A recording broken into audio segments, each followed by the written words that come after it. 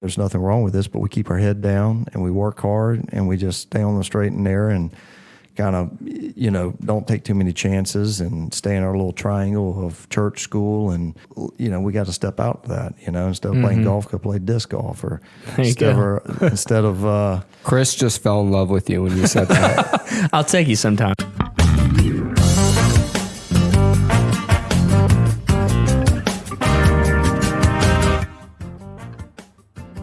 Welcome to Drop the Disc. This week, we talk to a man who is on the ground floor of some of the largest commercial real estate projects in Augusta, Georgia. I got a call at like 8 o'clock in the morning, and they said, "It's yours." And I said, "Okay, what do you want me to do with it now?" Do you know what they took it back for? Is that something you can tell us? Yeah. Just curious. It was about $3 million.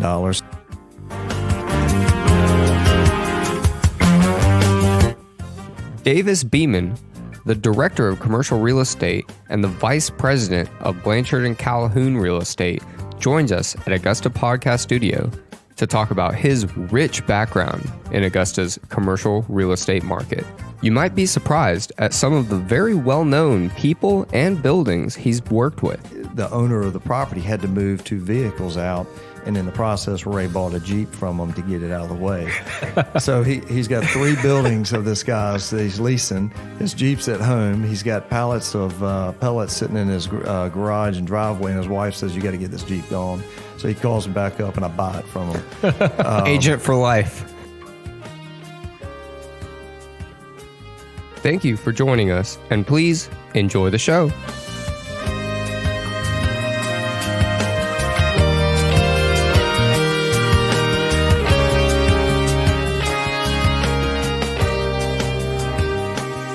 This week's episode is presented by our presenting sponsor, Powell and Associates, and more specifically, our great friend Nancy Powell. Yes, she has not only sold us our homes, but she is selling homes all around the city, and she's also a broker.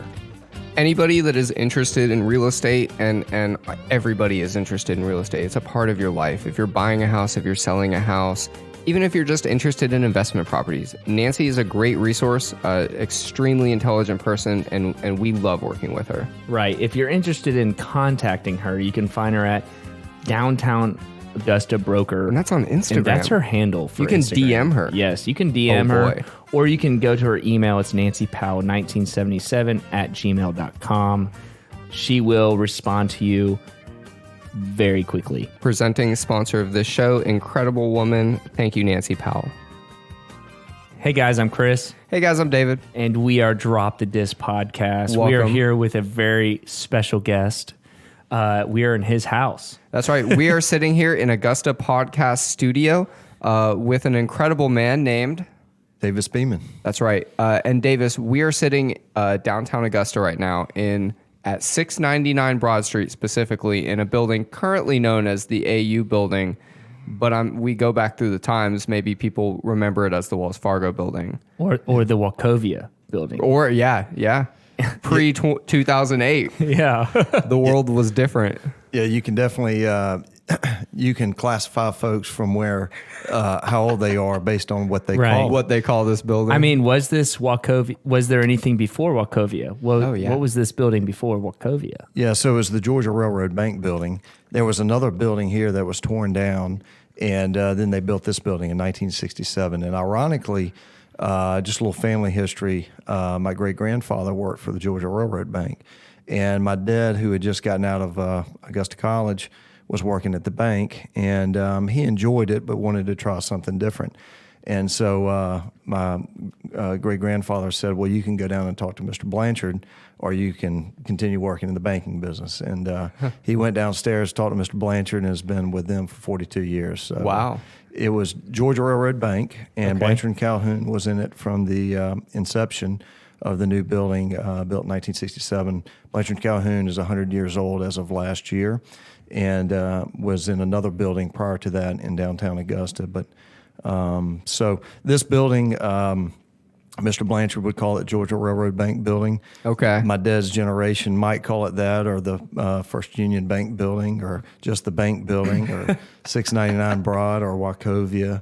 and some people still come up to the door looking for the ATM machine for Wells Fargo. So it's been a number of things, but we couldn't be happier to have Augusta College or Augusta University on the side of the building. And I really wanted Augusta University name to be on the side of the building and not just the logo, but they felt like the logo would be better suited because it was so visible. They were afraid that somebody might see Augusta University on the side of the building and think it was a medical facility. People think that when I call this the AU building. Especially with it being downtown. So before we get into that too much, and before we get into you, tell us real quick, you have, by the way, an encyclopedia brain apparently about the goings on of this building. Why do you have that information? What is it that you do? So in the real estate business, you have to know a lot of things, a lot of people. And you work for Blanchard and Calhoun? That's correct. Okay. I work for Blanchard Calhoun. I've been with them 10 years in the real estate business for 15. I was with a company, Nichols Land and Investment Company, for 5 years. And got into real estate somewhat by happenstance. I was in the medical field before that. We can go into that if you want, but that's a whole different we story. totally will. But it's kind of interesting how life turns and where you think it might go and where it will go. But I've through coming on with Blanchard and Calhoun, I've created some great relationships that they've had previously. I've tried to build onto those and made some other relationships. And a lot of things have intertwined around this building. It's not just prominence of size, but it's prominent in terms of how Augusta has grown in the last 60 years. And so what is your official title with Blanchard and Calhoun? What is it that you do for them? Yeah, so I'm the director of commercial real estate for Blanchard and Calhoun. Gotcha. Okay. Yeah, and that means like in the CSRA, like any commercial real estate with Blanchard and Calhoun, is your fingerprint on that building? Well, yeah, I mean we have other agents within our company, and we have a team of folks that work on either the property management side or the commercial brokerage side. Right. And we all kind of work together. We're all kind of cross-trained to do several things, but you do have your property management department and your brokerage department. So. Okay. So when you were young, did you know from the start, and we need to get into when you were young, did you know from the start you were going to be a real estate tycoon? Like, did you love that computer game when it came out? No, actually, I played a lot of sports, dreamed about that, and I guess when you have two doors slamming, you have to figure something else out, and that's kind of what happened. Okay. So you said sports. Are you from Augusta?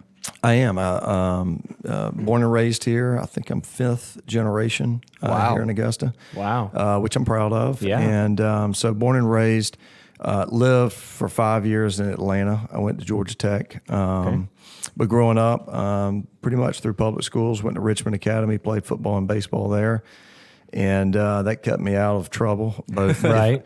I didn't have time to get in trouble, but There if you I go, did, if I did, then I got out of it because I had to be at practice. Because you're an athlete. Right. You can't be suspended. That's pretty much. And there's some funny stories I can share. But anyway, so I went from there, went to Georgia Tech. I actually went up there as a preferred walk-on, played a little bit of baseball. Okay. What position? I was a pitcher. Okay. At Georgia Tech. They wouldn't let you do anything else but pitch. And so you were either a ball player or you threw the pill, as they said. So, Okay. Gotcha. yeah, so met some great folks up there that have built some relationships that ended up playing out in the real estate profession. But I really wanted to be a doctor and was pre-med at the time. Biology major? The biology major. Yeah, the funny story from Richmond Academy is I kind of realized I enjoyed anatomy and biology and things like that because they gave me a pig and you had to dissect the pig. You remember doing that? Oh, I yeah. wish when I was at ARC they were still doing pigs. I We do think they went cats. away from that. Cats now. Well, we did a pig and we did a cat, and that's where the funny story becomes. I did them so fast. I dissected the pig. It was like a 4-week process, and I did it in like 3 days, named it all, did this and whatever. And, I'm just kind of OCD about certain things. And so my teacher said, hey, why don't you start on the cat? That's the next thing. So what I did is I dissected it, named it all, did what she wanted me to do, and then I was bored, so I slid it behind the ears. And and peeled the face off of the cat. And it was perfect. And she thought, that looks really amazing. And she's like, you'll be a surgeon one day. And then it goes downhill because I took the cat and I was going to throw it away or something. I walked out in the hallway and these two girls saw it and they ran to the office screaming and got in a little bit of trouble for that. And then the football coach came up and said, hey, you got to get to practice. So I got out of it on that accord. But so that's kind of how I got the sort of the thought pattern of I can go to college, study pre-med, and come home and go to. So did you go to medical school after I did Georgia not. Tech? Okay. I did not. Went all the way through Georgia Tech pre-med and then moved home. Difficult, by the way. I assume it was, what year did you graduate? I graduated spring of 04. Not an easy school, not an easy time to go to Georgia Tech. No, it was not. As Georgia Tech grads, we talk about getting out. We don't talk about graduating. It literally, the smart people, the intelligent people make it through their classes. Right. The smart people figure out which ones to take, when to take it, and when to drop it. I was kind of the smart person, so I got through it by picking and choosing my professors wisely. But it's a very tough school, and baseball helped the first year kind of get me into there without just sabotaging my college, and then just kind of built on from there. But was a great experience. Worked at Grady Memorial, volunteered there, saw more things than you would ever think of, and so kind of built from there. Wow. So we did pre-med, and now we're at real estate. What happened in between? Where's the gap? What bridges it? So I'm working at the hospital. So when I came home from Georgia Tech, I got a job at the CVS pharmacy. And were you intending to go to medical school at this point? Okay. Yeah, but I knew, and I had good grades, had good scores, all that sort of stuff. But I didn't have any experience. And, to get me in medical school, I needed some experience. Well, unfortunately, when you go to a 4-year degree school and study pre-med, you don't come out of there with a nursing license. So you literally you're not qualified to do anything. So I went to a gentleman, Frank Knapp, of the CVS pharmacy, got a job there. I then met Suzette Adams and got a job at the hospital. And I worked both jobs 5-6 days a week. And I just kept thinking, there's got to be something else. There's got to be something else. And my dad, who I told you about, was in real estate, and so was one of my grandfathers. And so I just started asking my dad and my grandfather about their experiences, and I thought, that'd be fun. So at the hospital, they have a library there, and I'd go down there and take the real estate test just during my lunch, and the real estate class online, and it was real easy that way. And so I knocked it out in a couple months. I thought, well, I'll talk to somebody about it. And I talked to the folks over at Nichols Land and worked with them for 2 days a week, dropped my CVS job, kept my insurance through the hospital job. Smart. Yeah, there you go. So I did that. And they told me, I started with a gentleman named Ralph Kitchens at Nichols Land, great guy, taught me a lot. And he also is a pharmacist. And so he worked 2 jobs just to keep his pharmacy license. And he said, do not quit your job, just ease into the commercial. So that's what I did. I did that for about 11 months. And fortunately, I had a couple transactions go right. And that gave me the comfort level personally to go in full time. And, it was just a couple doors closed that opened another one. Coming up next, we explore Davis Beman's path from being a new agent in commercial real estate to working in some of the largest projects in the city of Augusta. You are listening to the Drop the Disc podcast. So Chris, longtime listeners to Drop the Disc will know that I kind of dip my hands entrepreneurially into a lot of different segments of business in Augusta. Absolutely. And one thing that I have learned, and that I think a lot of people that run businesses, especially local businesses, learn, is that it's really hard to know who to trust to do your marketing and your advertising with, because, people have all these great ideas that sound really good, but then is it actually in the community? Do people actually look at it? Do people care about your production? Right. And are they #loving Augusta? Right. Absolutely. And so I'm just really proud that we have the Little Guide to Augusta as a partner. They are all of those things. From our perspective, they obviously put us in the book. We are Right. super happy about that. And by the way, they also made us look really good in the book. They sent a photographer out here and made it super easy. Yeah, and it literally they set up a time. Everything was done via email with changes and edits and whatnot. It's a very simple process. Look no further. Little Guide to Augusta. Thank you, Chris. And we're back with Davis Beman. So what year did you go full time? It was '06. Great year to get into real estate. It was a perfect year to get in. I closed a couple transactions, and then I started looking for, okay, where's the next listing will come from, much less right. closing. Yeah, right. So it was tough. So back then in 2006, you weren't with Blanchard and Calhoun yet. Correct. What kind of buildings were you working with? What kind of developments were you seeing? Because obviously you were seeing people's ideas, months and years before they even happened. So what kind of stuff were people doing that, maybe got paused in 2008 and is just, obviously like the development in Columbia County is a good example of that started early. They paused it for a couple of years and came back, and now it's this huge thing. Yeah. So obviously retail was doing very well. Right. The housing industry got hit in late 09, 10. One of the first couple of things I worked on, and might not even still be in the business if it hadn't happened, was another industrial deal, ironically, a building down at the corner of Marvin Griffin Road and Doug Bernard Parkway near the airport. And so the development director at the time called me and said, hey, I got somebody in town who wants to look at the building. So we ran down there, and I showed it to him and walked outside, and he was trying to get me to go ahead and get my car and go. And the Jacobson guy, who is a company that leases like 30 million square feet a year, he walks over and says, what will you take? And I said, well, I don't know. It's not my building, but here's kind of our pitch platform. And he goes, all right, well, will you do a 3-year lease? Da-da-da. And the director was trying to get him to sort of slow down so we could negotiate. And we had a lease worked out within a week, and on a 100,000 square foot building. And that one taught me a lot because a couple weeks later, we met back down there again to turn the space over and do some logistical stuff. And I asked him, what was the deal here? Why were you in such a hurry? And he said, I needed a building, and I needed it close to the airport. And I said, why? He said, because that day I looked at 6 of our facilities. So he flew in, shut the airplane down, ran over to the building. It took him 2 minutes to get to, and then ran back to the airport, jumped on a plane, flew to the next one, and did that, 4, 5, 6 times a day.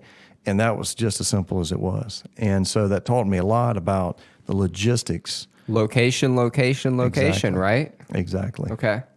So when you're, that's really interesting. Like, is there like any kind of property that you were specializing in, or that like really interested you? Because obviously, like you probably went through some hard times when the whole real estate economy collapsed for a couple of years, and there's got to have been some element that like, I'm enjoying what I'm doing right now. What was that for you? Yeah, so I learned kind of quickly that in Augusta, in secondary markets, Right. Let me back up. If you're in Atlanta, you do industrial leasing or industrial sales. You do retail leasing or retail sales. You do land. So it's not commercial. It's very specific niche categories. Very specific asset classes. Okay. That's correct. If you work with investors, you work with investors. If you lease, you lease. If you sell, you sell. In Augusta, I learned very quickly that there's not as much buyers and assets in our market as there might be in a major market where you can specialize. So to make it and have a career, you really have to know all asset classes. What I like to do is take an investor's approach and look at something and say, okay, I have money, I have a need, and the need may be I'm an end user and I want to buy an industrial building or an office building. Or it may be just that, hey, I'm looking to take money out of the market and place it into the real estate market. And so, Davis found me something that's a good investment. Mm-hmm. And then the learning curve starts, Right. What is a good investment? Right. That's what it means to you, or can be totally different things. Right. Okay. David, you are rocking this interview. I'm just loving it right now. Real estate is interesting. It is. We could ask about this for hours. Yeah. But well, I mean, okay, so at what point, so we have downtown Augusta, we Right. have downstairs our businesses, upstairs people live in them. Are you able to do whatever you want with your property? And then what about the buildings that are just sitting there where nothing is happening? I guess that's the That's the big that's question. the elephant in the room Right. for all of people that live in Augusta. Yeah, so there's this huge dichotomy, to what we're doing here downtown. There are buildings that just have sort of innate character to them, and by that, it creates some value to them, and people just can't live without them.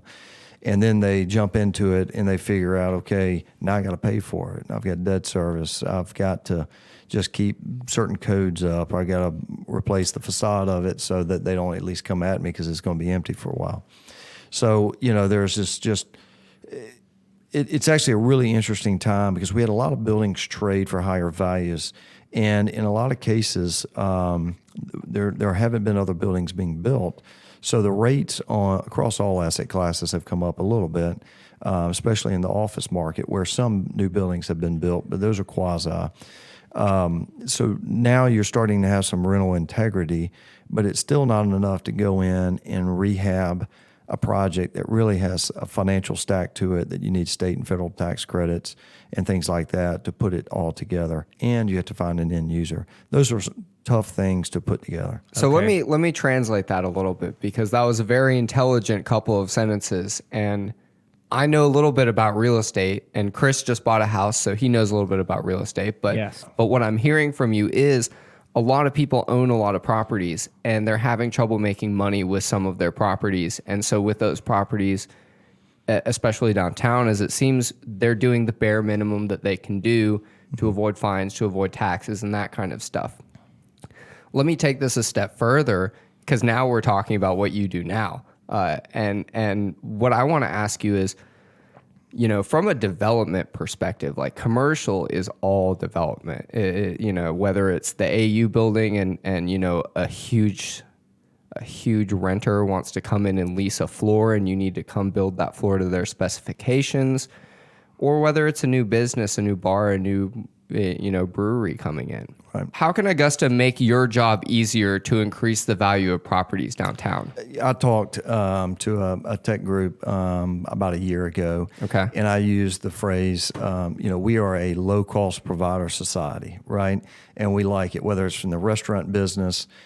People will drive to Atlanta and spend $50 for a steak. But in Augusta, Georgia, if you charge over $30, they're not going to see you. It better be the best steak in your life. Right. It better be, written up in Gardens and Guns or something Right. like that. So low-cost provider society, from a rental housing standpoint to restaurants to whatever it might be. And that's a local culture, you're saying? It's a local culture. Okay. And so with that, we've had a very stable economy. We've had stable wages, we've had stable businesses, we have different industry drivers here in the market, and it's all been good. But because we don't like to pay for parking, we can't build parking decks. Because we don't like to invest into our river and things like that, we don't have as many creative ideas being put and brought to fruition on the river. And it's not that some people haven't tried. Right. But you can only prop something up so long, and it has to ergonomically start to really gravitate. Things cost money, and people have got to be willing to pay for it. So, for example, residential downtown, go buy land, which we worked with the Ivies. They bought the property over on 11th Street, Millhouse. Yep. All right. We spent a year and a half doing site selection. Once we find the site, we contract for the site, then we got to convince a bank, and convince a bank that, the work that I had helped them to underwrite and that others did and contractors were involved, it actually makes sense on paper. And then they go find comp sets for it, and they start looking around in downtown Augusta saying, nobody wants to pay that down here. And so, yes, we're all saying it'll work, but nobody's paying for it. So there's this void that you got to somehow convince them that if you build it, they will come, and then know on the back end that the current renters, the current owners of those properties, will be able to rent for higher amounts, which will allow them to reinvest into their property. Right. And so where does that process start? It Right. starts with somebody who will take a enterprise mill down or will take other properties and start to give it life, start creating comp stacks to give structure to a financing arm. Everything in commercial, you got to pay for it somehow. Either you're self-funding it or you're borrowing the money. And to go convince anybody to give their money to you, it's got to make sense reasonably on paper. In Augusta, Georgia, where everybody knows everybody, it needs to make extremely good sense.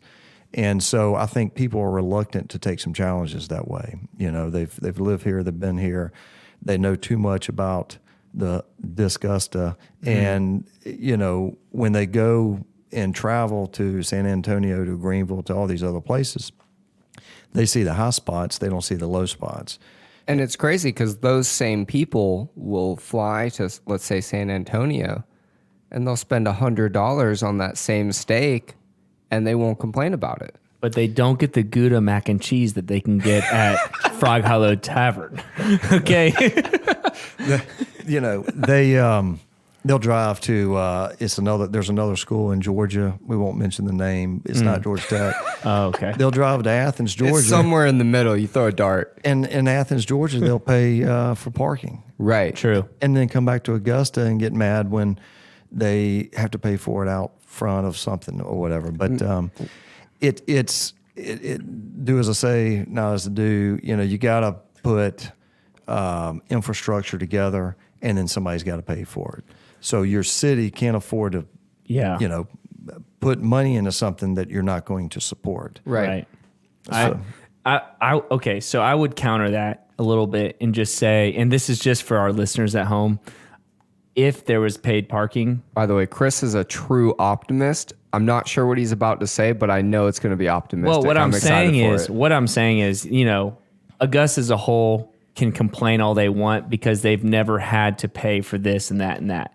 But once you set that standard, once you change that, no one's going to complain in 5 months that they're having to pay for parking. It's something that they can complain about. I'm just using parking as an example. There's other things out there that they can complain about, but I mean, if they have to up the rental kayak, price down at the locks, whatever, they're gonna moan about it for 10 weeks, a month or two, and then it's just going to become the norm. So let me turn this into a question. Okay. I like where you're going with this, Chris.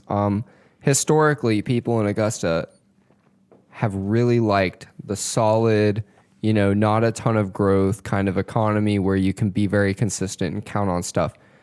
Are you seeing, especially in the new generation of people investing in property, are you seeing a different mindset out of those people? I mean, you look at Rec Tec and Dirty Gurl, who just bought this huge, and they're expanding this huge complex in Columbia County, and it looks like people are trying to build up local businesses. So are you seeing a generational shift there? You are, and I can speak a little bit more about Rec Tec. When they came or started in Augusta, their first warehouse they rented from a client of mine, and I did the lease. And I have to be honest with you, and I know Ray Carnes, and he's a phenomenal salesman, great guy. It speaks for himself. I mean, he's done extremely well. But I'm kind of looking and thinking, there's no way somebody's paying this kind of price. Remember, low-cost provider society? Right. There's nobody that's going to pay this kind of money for this kind of grill. And so he rented a warehouse from us over on Benchmark Drive, just off of Bobby Jones. Okay. And I thought, we'll see where this goes. But I'm going to do this lease because it has a commission attached to it. See if this guy sells any of these things. And the owner is going to sign off. So a couple months later, he calls me up and he says, I need some more space. So I called the owner. He owns 5 buildings in there. And we worked it out where he took a little bit of warehouse space on another one. 2 months later, he calls him back and he needs another building. And so the owner of the property had to move 2 vehicles out, and in the process, Ray bought a Jeep from him to get it out of the way. So not just any Jeep, a Jeep that I now own because I told him I would love to own it. And so he's got 3 buildings of this guy's that he's leasing. His Jeep's at home. He's got pallets of pellets sitting in his garage and driveway, and his wife says, you got to get this Jeep gone. So he calls me back up, and I buy it from him. agent for life. I mean, The guy sells Rec Tecs. He sells Jeeps. He's convincing. But, I'm sitting there on the front end thinking there's just no way for Augusta, Georgia. And I mean, look what he's created now. Right. It's a national brand. And I watched him grow ergonomically. And I watched it from the beginning. And he might have been sleeping in the warehouse because he was just working all day, driving forklift. And I think a lot of people in Augusta do the same thing. There are a lot of small business owners. They have great ideas, and they have a tough time convincing somebody to invest in it. To get something off the ground takes a lot of capital. And, going to a bank and telling them you have a great idea to sell a Rec Tec Grill for $1,800 or whatever that original cost was, you got to be a pretty good salesman to do that. And so I think there are a lot of businesses that are starting to come out that are techie, that are using their resources a little bit more wisely to really sell the product, to get people to understand what it is and why it can help them. And I think that's why Augusta is becoming a little bit more tech-minded. Right. And have you been involved in, we talked to Grace Belanger and Eric Parker from the Clubhouse a couple weeks ago. And something that always comes up is the cyber, the cyber headquarters. And what does growth look like on this city level when you're bringing in, cyber headquarters and you're bringing this kind of stuff in? Is real estate going to be changing in the future in Augusta? Absolutely. So you're attracting end users. And once you have end users, you have bodies that will go into a space. They need space. And so their companies have to decide where do they want to be and why, and what are they willing to pay for that.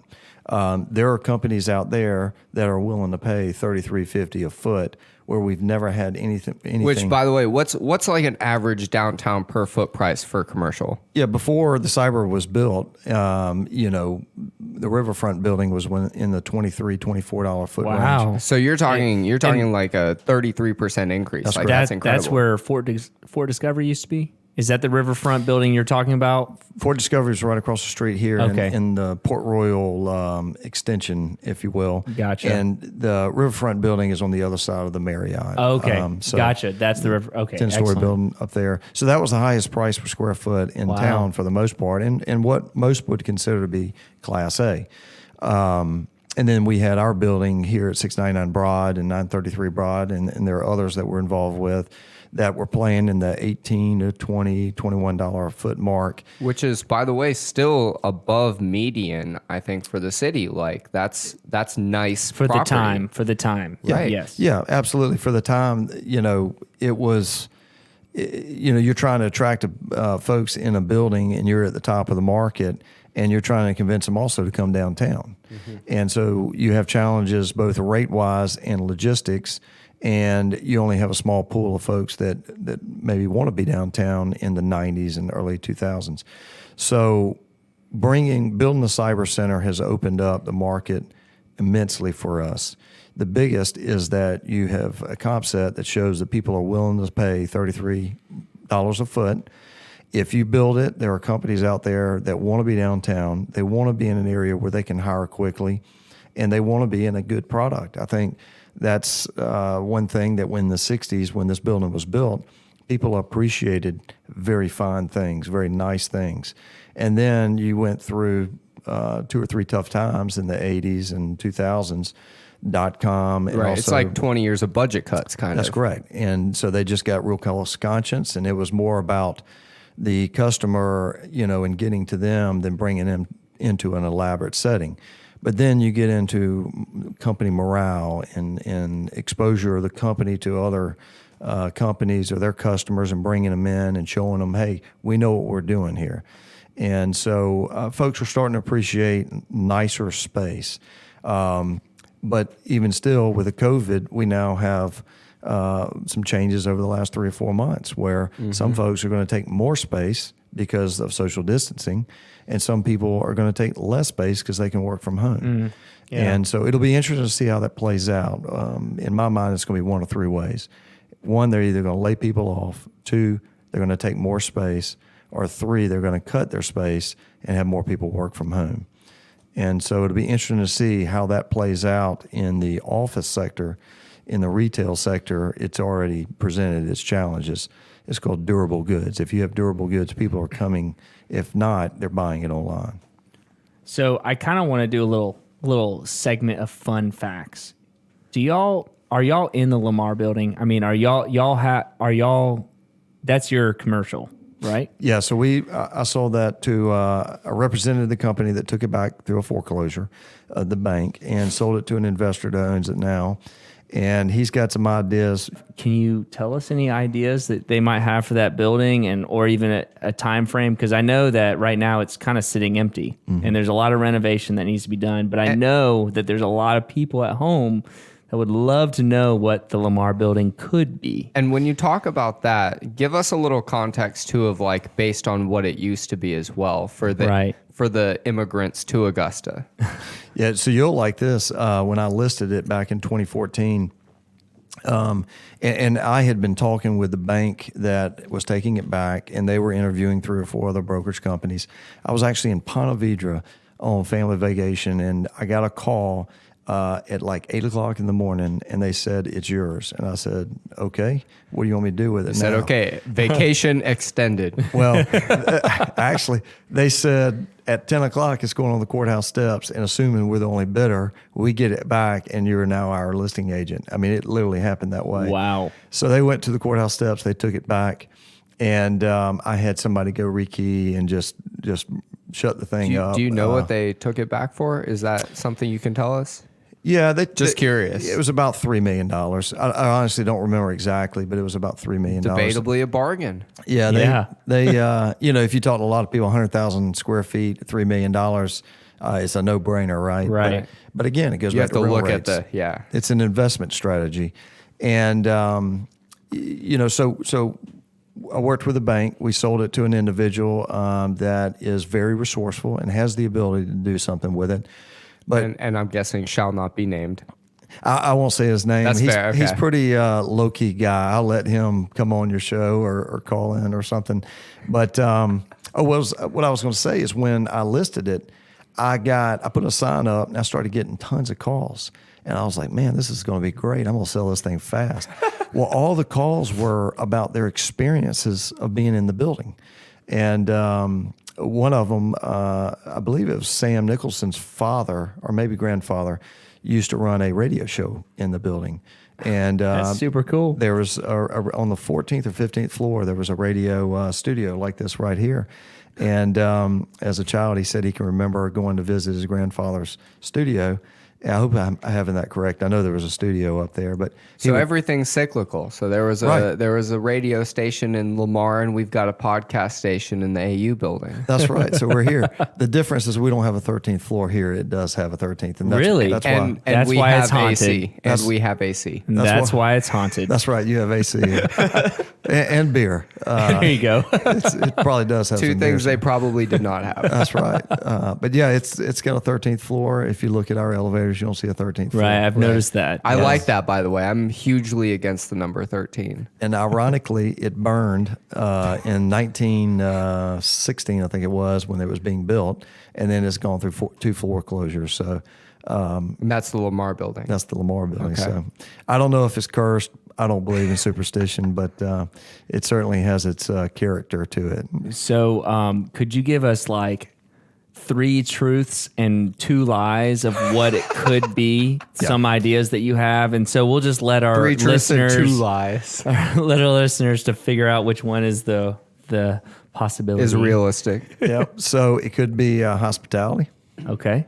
There's some challenges there. It could be office. That's what it used to be predominantly. And it could be residential. There's some challenges there. Personally, I would love to see it mixed use, a little retail on the first floor, coffee shop, that kind of thing, and a high-end restaurant. And then office and maybe some residential upstairs. I think residential would do phenomenally well. But, the gentleman that owns it, he's extremely resourceful and intelligent. And, he's of the mindset that let's wait and see what presents itself. He is working on a deal, but it involves federal and state tax credits. Okay. And I don't know if you saw in the newspaper, but there are lot varying opinions on renewing state tax credits right now. And I believe, I'm not an expert on it, but federal tax credits are actually gone for 2020 already. So there are caps within the state. There are certain parameters that you have to meet, and there are challenges. And so Historic Augusta has actually spoken on it a pretty good bit here lately. And if they don't continue those state tax credits and federal tax credits, then downtown is going to struggle. Yeah, for sure. Back to your original question about these buildings, what do you do with them? You provide them to an end user who can pay what you have in the building. So whatever it takes you to get into a building, that's what you need for somebody to rent it to get a return on investment. Right. And right now, that's a challenge for what some folks will pay for it. You've got some companies that come downtown and spend a ton of money, restaurants, and they're doing very, very well. And then you've got others, it would seem just commonplace to move in and renovate, but it's expensive. Stay tuned. When we come back, we ask Davis to get creative and give us a prognosis of the future of development in Augusta. So there's this place called TheClubhou.se, David, and this place is a shared space, co-working space downtown Augusta off Reynolds Street, specifically in the Georgia Cyber Center, which is pretty cool. It's a brand new spanking building. You go in, third floor, and you've got 3D printers lined up. You've got huge open space to go to. You've got conference rooms. You have space to throw events or even conferences that you want with your business. It is the perfect place to go if you want to start up a new business. And not to mention that they also host networking sessions, whether it's people that are business owners or maybe it's just people that want to be more involved in cyber and in the community. Like, they'll have people there. They do seminars. They teach people how to do different elements. Like, it's really cool, and you can get that kind of pass for as low as $50 a month, which is a pretty great way to be involved in downtown Augusta. Absolutely. And yes, the cyber building is brand new, but the clubhouse has actually been around for 7+ years. Right. In fact, I think it's coming on 8. Yeah, we did an episode with Grace Belangia and Eric Parker, and you can find that episode on any platform, and you will find and hear what they're all about, their backstory, and really encompasses exactly what we're doing here. And if you listen to that episode, you'll understand what we mean when we say they are painting the streets of Augusta gold. Absolutely. They have brought Silicon Valley to Augusta, Georgia. It's awesome. The Clubhouse. And now back to our conversation with Davis Beman. Right. So you clearly are a person that is very business minded, and you have this way of thinking that is very, I can't even describe it, but it's very straightforward. I would say the way you've been speaking about all of these properties, it's like, we're going to do this, then we're logically going to do this, then we're logically going to do this, and that's how it works. I want to take you out of that for a second. I want to put you in. My wife is going to start smiling when she hears this. Right. My kids say, Dad, you talk monotone, like get loud or something. So I want to take you to a creative state of mind right now. So let's say instead of X investor, let's say it's you that's investing in downtown Augusta, and let's say you have the opportunity to have an amount of money that is disgustingly high, and you can do whatever you want with it. What kind of development would you bring to downtown Augusta? And tell us why. That's a good question. So I think it would be it'd be centered around residential living, right? Everything grows around rooftops. And the whole dichotomy, everybody says they'll move downtown when there's a grocery store. Right. That's backwards. That's not the way it works. Right. So if we could build some rooftop, if there was just infinity amount of money, I'd layer in a big residential development, multi-tenanted townhomes, single family kind of thing, build this culture, from the ground up, if you will, not even really cater to one age group. I think downtown can be centered around a multitude of folks in Augusta. I think we're starting to really understand that.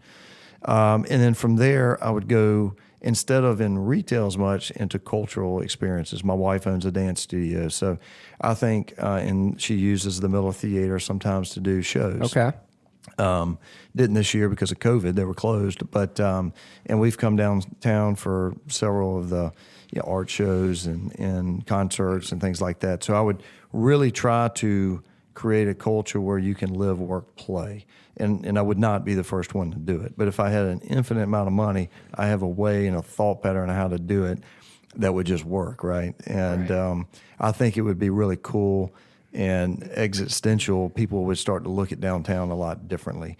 That is happening. It's just not as quick. Right. With It's a infinite amount of money. slow process. Yeah, and that's not always a bad thing. Right. Solid growth is good growth. And I think we are founded on some pretty good, have a good basis for how we're growing. Growth is a challenge, right? You look at Columbia County, prior to the COVID, they had like 2.8% unemployment. Well, I talked to Robbie Bennett, the economic development director out there, and he has concerns because he can't attract manufacturing and other entities because there's no employment base. So there are challenges either way you look at it. Richmond County, downtown Augusta, attracted, worked with the tax slayer guys. They were attracted to come downtown because there was employment for them. There was that tech, creative vibe that they really wanted to take hold of. And so that's what I would center something around if I had an infinite amount of money. And it would also incorporate a gondola over the river to North Augusta. Absolutely. That's awesome. I love that idea. Probably from the picturing top that. of this building. Oh, it would be cool. And I know Sean Frannon would love this, but a zip line. A zip line from the 17th floor all the way to SRP Park. I would take that every day, by the way. Yeah. So as we're looking out here in the 70s, Senator Hawley, actually, there was a helicopter landing pad on the Lamar Building where the HVAC units are. He took it, supposedly, and took off and landed on our garage here, went up, ate at the Pinnacle Club, got on his helicopter and flew right back over there. That's sickening. I figured if he can do that in the 70s, we can pull a gondola across the river. Right, in absolutely. 2020. I mean, that That's would awesome. be cool. So I have one more thing for you, and so I've asked you to kind of, what would you build with unlimited amounts of money? And honestly, I'm really upset you don't have unlimited amount of money because that sounds really cool. I'm going to ask you a more practical question now. So what is, based on what you know now, based on the kind of stuff that you're doing now in the commercial space, and I'm not going to ask you to be specific because obviously you have a lot of clients and I don't want you to get in trouble with any of them. What kind of would be your prognosis for commercial growth, especially downtown Augusta in the next, let's call it 3 to 5 years? Yeah, I think we're on a very good footing.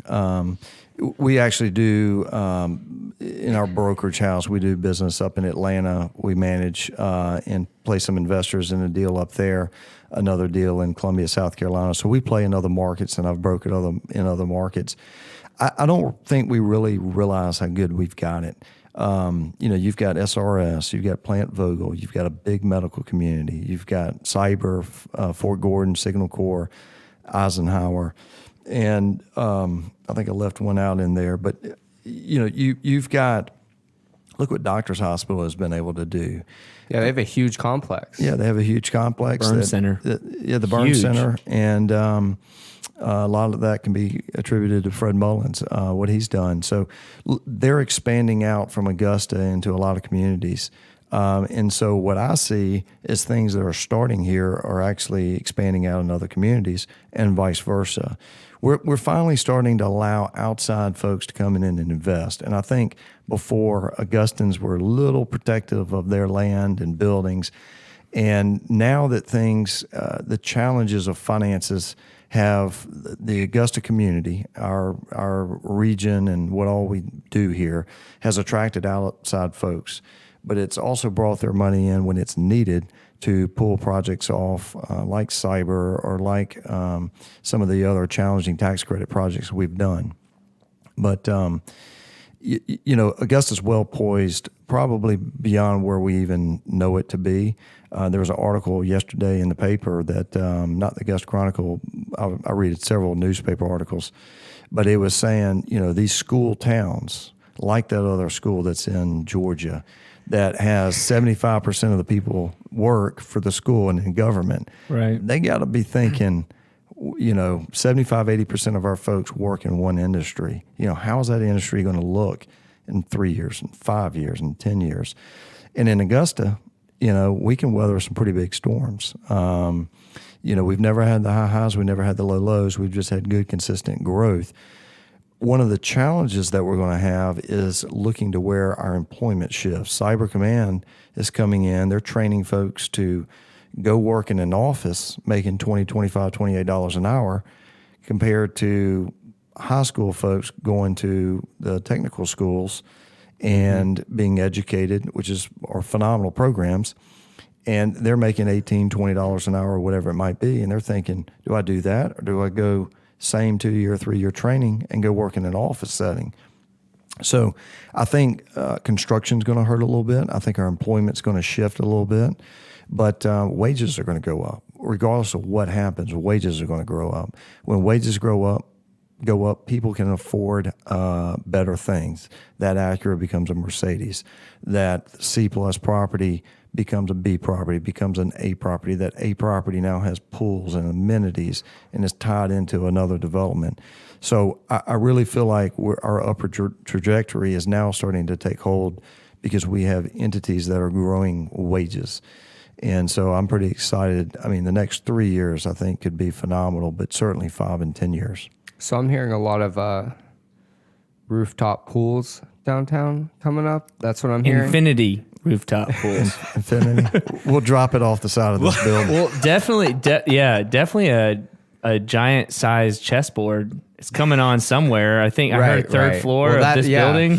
So I'm glad you brought that up. I'm super excited about that. I'm glad you brought that up. And that's Edgar's above Broad, which is in this building. So yeah, take a second. Yeah, absolutely. I mean, so I guess I won't jump your question that you're going to end it with, but one of the things that I hate is that people, instead of hearing somebody out and saying, okay, what would it take to do that? They say that's the dumbest idea. It'll never work. And many times, like indoor soccer facility. And I heard somebody say this is the dumbest idea, that'll never work. Well, we're sitting there saying that while most secondary and major cities have indoor soccer facilities. Right. When I got in the business, I remember people asking about a rooftop bar in downtown Augusta. So that was 15 years ago. And we're about to open one here in 699 Broad, Edgar's above Broad, that Goodwill, Jim Stiff, Tim Ligon have worked extremely hard on, just brain and Trip have been brainstorming and have built ergonomically out of the ground a very good product, and I can't wait to see it. But neither can we. And I hope we'll have this out there on, maybe Wednesdays and Thursdays, every night that ends in Y, right? Right, We'll just be out exactly. there having fun. But yeah, it's phenomenal, and it's something that I've been hearing for 15 years. And so finally, we have multiple. The Hyatt has a bar on the rooftop. Phenomenal, views of all of the city of Augusta. 699 is a little taller, and so it'll be interesting to see how we integrate with the Broad Street streetscape. But super excited about that. It's not a cheap investment, but something that will play out well. That's awesome. Okay. So Davis, before we get to our last question about dropping the disc, we've talked about every single aspect of real estate in Augusta. And by the way, thank you for all of your insights. Before I let Chris take over for me, I am going to ask you one last question. Outside of real estate, is there anything else you're involved in Augusta? Yeah, so I love being involved in other things in our community. It enlightens me to do a better job in what I do in my profession. For example, Grady Smith appointed me to the Augusta Regional Aviation Commission, which is Bushfield. It's our regional airport. And I've been on that for 5 years. I'm actually the chair of the commission this year, and if they'll allow me to be next year. So that's part of my civic opportunity to contribute. And what it's done is actually I've learned more about government, about how people interact on the other side of things. That's given me a pretty good amount of insight to do my job in the real world, if you want to call it that. Right, of course. And I'm guessing you now, I'm sure, always fly out of Augusta, right? Is there another airport? Yeah. So, yeah, I love the airport. I mean, I literally and don't do as I say, but I can leave my house and be on a plane in 45 minutes. And don't do as he says, people. Don't- Leave an hour and a half early. That's right. Do exactly what the FAA tells you, including what you do and don't take on the plane. But yeah, it's so easy to drive down there and get through our airport. It's an attractive airport. It's an efficient airport. We just added lines, actually 2 to Dallas-Fort Worth and 1 to D.C. that are doing phenomenally well. People don't know this, but the number one destination out of Augusta is actually Washington, D.C. And so we were able to get that leg back, and it's done phenomenally well. But our airport, Augusta would have some tremendous challenges without our airport. And so when I talk about the resources of our town, the airport is a phenomenal asset for us to really build. I started out telling you earlier about the folks that I met, and they were looking at industrial sites. Right. I mean, you basically, they kind of kickstarted your career because of the airport. Yeah. I mean, I didn't realize it would kind of come back to that, but it is true. It's a huge opportunity for us to outreach and bring people into Augusta. And so phenomenal asset that we have in South Augusta, and I hope that folks will look at it as not a difference of 2.5 hours. It's a difference of getting somewhere efficiently and back in a timely fashion. If you drive to Atlanta, it's really a 3.5, 4 hour process to go all the way through TSA. Right, minimum. Whereas I can be on a plane in an hour, and because I move pretty fast, I can be on it in 45 minutes. But just really appreciate the resources and the folks that have worked before me and before us to establish that resource that we have here. What's a flight you'd like to see out of Augusta that we don't have right now? Chicago. Either Chicago. Well, I kind of say that because I know that that's an area that we can get done. And you can go anywhere from Chicago. Once you start layering in multiple destinations, it's exponential. So if there is a huge storm on the eastern coast, but you can fly to Dallas and get out of it, you're better doing that than flying from Augusta to Charlotte to still be in the same weather system. So once you can start layering in more destinations, it's extremely exponential from there. If we could get one from New York City, I'll go broke because my wife will want to go on it all the time. But I think it would be a huge resource for Augusta folks. And I think that that's probably the number one place that folks want to leg to. I love to hear that. Okay, we're dropping the disc here at the podcast. Yep. And if someone were to come up to you and diss Augusta or talk negatively about Augusta, what would you tell them? Yeah, so, I turned 40 next month, actually. And so I've been here 39 years other than being at Georgia Tech. And, looking back, I'm looking out at the skyline right now. And until I came back and started working in the real estate business, I did not realize the contour of Augusta and the challenges that it has. We're sitting in a 100-year flood zone right now, but fortunately we're 12 floors up. They build the levee, and now people say that the levee is disastrous for developing the riverfront. Again, what we need to start with is a communicating ideas, thoughts, and folks that have the resources of finances, whether it's banks, whether it's just investors, start putting real pencil to paper, trying to figure out, okay, how are these other cities doing it? Because, to compare us to Greenville, where our downtown's probably twice the size of theirs. Our downtown is stretched out. Our demographics are different. What people want are different. But if you look at it, we have good bones here, and we have good infrastructure. But I don't think we really utilize it like we can. And I think we're a society that kind of, and there's nothing wrong with this, but we keep our head down and we work hard and we just stay on the straight and narrow and kind of, don't take too many chances and stay in our little triangle of church, school, and whatever it is we do, play golf or whatever. Well, we got to step out to that. Instead of playing golf, go play disc golf, or instead of Chris just fell in love with you when you said that. I'll take you sometime. yeah, We'll have more beers. I'd love to. Hopefully, they're not 18 holes, not one hole. Yeah, no, thank you. We have. I mean, during the COVID experience, it's taught me a lot of things. I've ridden my bike at least weekly out there. I went on a rafting canoe trip, lived in a tree house on the Edisto River. We have a river. You could do these things. Aren't crazy anymore. People enjoy doing these things. I wanted to buy my son a bike during this period of time.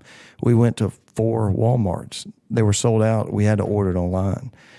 People were finally slowed down enough to think, hey, we have plenty of bike paths in Augusta, right, and things to do.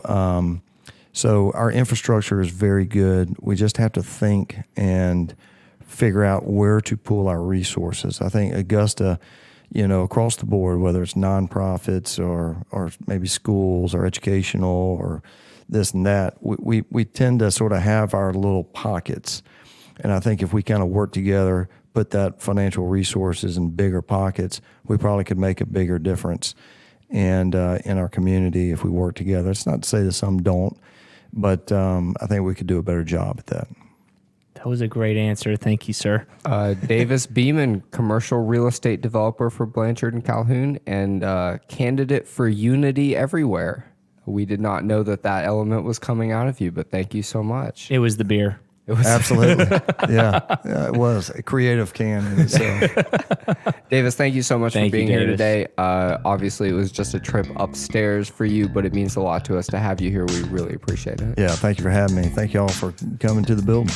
Absolutely. Don't go anywhere. We're about to give you a preview of next week's episode. But first, So, David, my brother and I went to the Savannah River Brewery today, to the tap room, and got to hang out with Adam and Ann there, with Brian. All 3 names that we know very well. Right, the brewers and the marketing guy. The family. The marketing the guy. fam. And, we tried Dungeons and Flagons. We tried the Smash. We tried all these brews, and it was just a great environment, a great time. And, What was Will's favorite? I would say that his favorite was the Dungeons and Flagons. That, honestly, I brought my dad to Savannah River last week. Yeah. He bought like 5 Dungeons and Flagons. Like, he was just going back to back. He loved it so much. He wouldn't even try another beer. Right. He probably got pretty toasty. I'm not going to comment on that.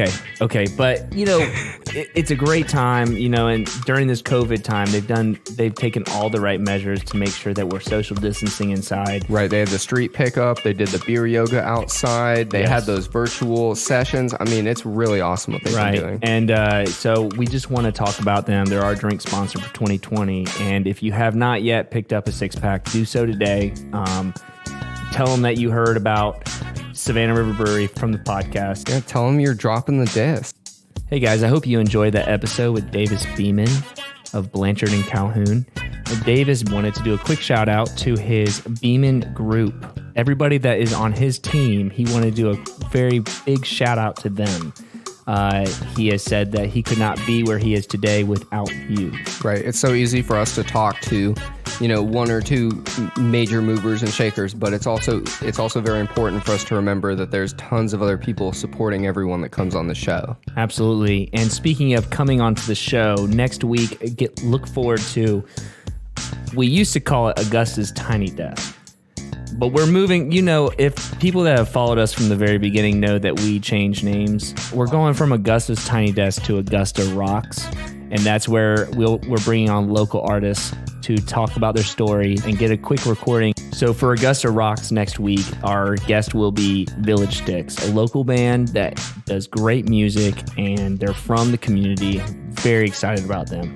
Thank you, Chris, and I'm looking forward to that as well. Thank you guys for listening to Drop the Disc. Please make sure you give us a rating or review. Please make sure you share us and tell all your friends about how amazing and full of content we are. We really appreciate all of our listeners. Thank you, guys.